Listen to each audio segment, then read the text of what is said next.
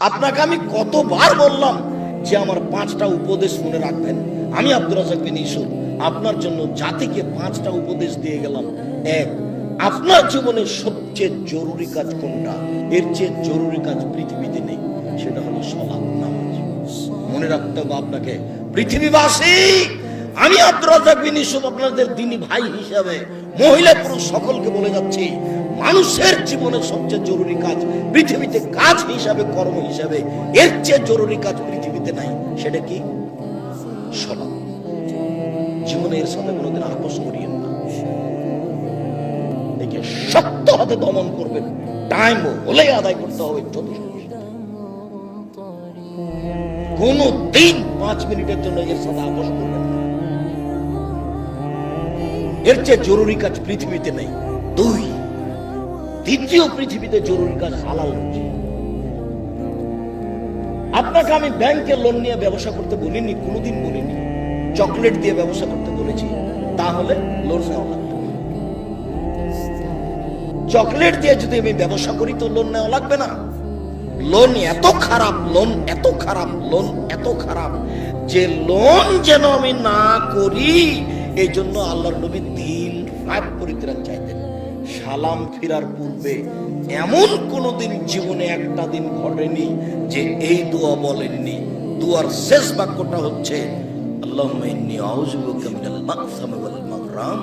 তোমার কাছে বাঁচতে চাই বড় পাপ হতে, তোমার কাছে বাঁচতে চাই ঋণ কর্জ হতে, তোমার কাছে বাঁচতে চাই বড় পাপ হতে, তোমার কাছে বাঁচতে চাই ঋণ কর্জ হতে, তোমার কাছে বাঁচতে চাই বড় পাপ হতে, তোমার কাছে বাঁচতে চাই ঋণ কর্জ হতে।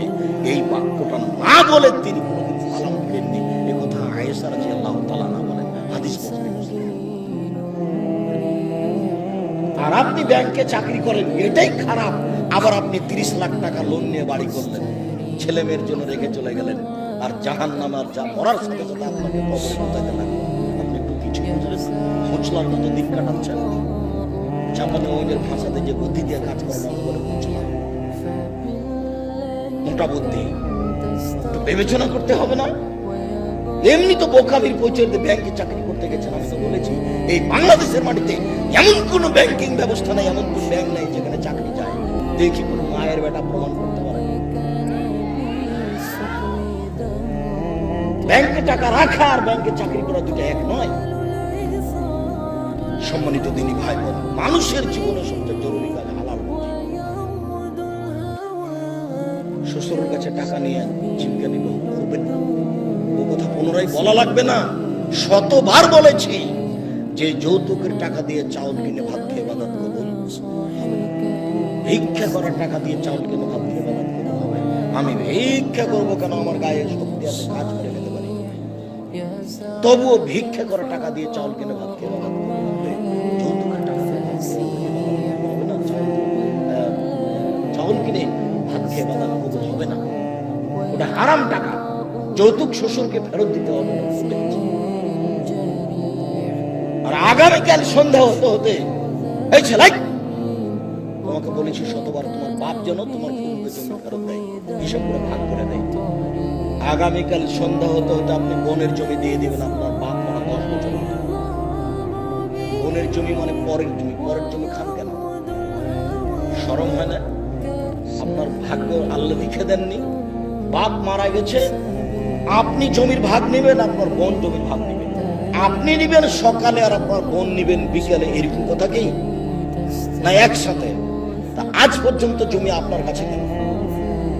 আপনাদের 4 ঘাট দিকে একটা লোক গেছে আমার কাছে, তো বলছে আমি অংশ বন্টনের উপরে ডক্টরেট ডিগ্রি করবো, সেই জন্য আপনার কাছে এসেছি। কি করবেন কি বলে আপনাকে কিছু জিজ্ঞাসা করবো। প্রথমে বলছে আপনার আমি পরীক্ষা নেব। আমারই পরীক্ষা নেবেন? আচ্ছা ভালো, কি জিজ্ঞাসা করবেন করেন। তো কিছু মশলা জিজ্ঞাসা এই ভাড়াই সম্পর্কে করার পরে বলছেন আমাকে এটাই মনে হয় আমার পরীক্ষা। সেটা হলে এই আপনার বাপ মারা গেছে না বেঁচে আছে? মারা গেছে। কতদিন হলো?